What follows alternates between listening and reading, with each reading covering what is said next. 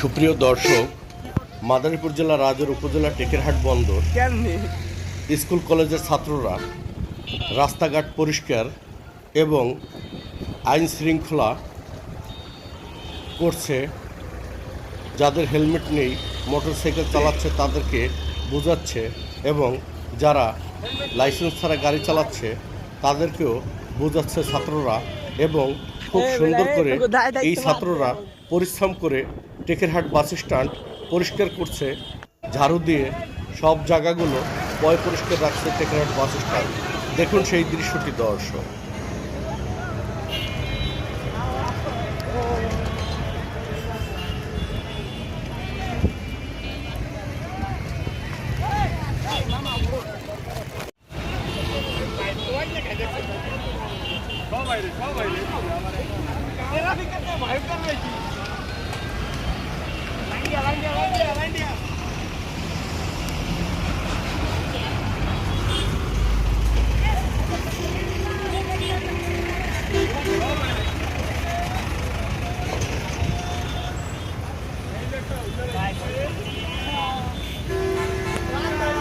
এই গাড়িটাকে হেলমেট ছাড়া আসছে, তার জন্য তাকে ধরা হচ্ছে।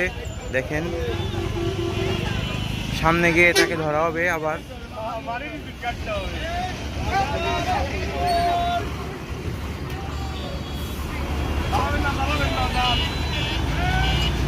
এখন